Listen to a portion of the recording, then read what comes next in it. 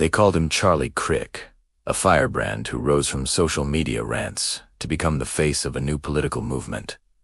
For years, his rallies crackled with outrage and certainty. He made enemies as easily as he gathered followers. On an ordinary autumn morning, the city shook with the sound of sirens and the impossible headline: an attack during a public appearance. A long-range weapon had been used. One man lay wounded, the crowd a tangle of panic and disbelief. This is not a story about how to do harm, but a story about why such violence happens, what it leaves behind, and how a community tries, awkwardly, painfully, to recover. In the hours after the incident, rumors bloomed faster than facts. Conspiracy sites fed on blurred videos. Opponents blamed each other.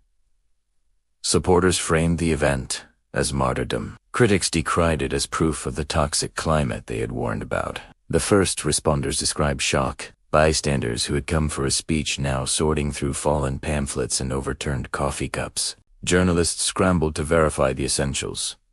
Who was hurt? Who was safe? What exactly had happened? Authorities cautioned patience. The internet did not oblige. Detectives sifted through motive, not method. They looked at threats on message boards, at the arc of public discourse that had normalized dehumanizing language on both sides. Interviews with attendees revealed a portrait of a movement that had been simultaneously charismatic and brittle. People energized by grievance, leaders rewarded for outrage spectacle, and a culture that treated political opponents as enemies rather than fellow citizens.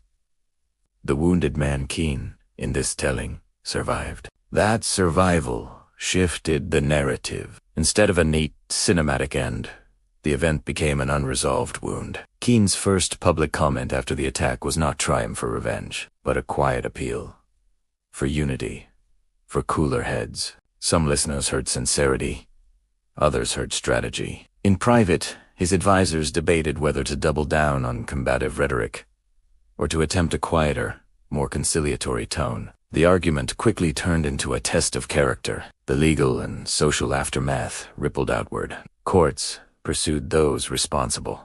Community groups organized vigils and dialogues. Tech platforms wrestled with violent rhetoric and how to police it without censoring debate. Academics and clergy wrote op-eds about responsibility, how public speech intersects with private action, how leaders shape norms, and how societies must respond to violence without becoming violent themselves. What remained longest, though, was the human toll. Victims and witnesses coped with trauma long after headlines moved on. Families argued about whether politics had been worth the price. And the city, which had always thought of itself as politically awake, but safe, learned the hard lesson that words and anger can have consequences beyond the screen. The story closes not with a blueprint for violence, but with a question for readers.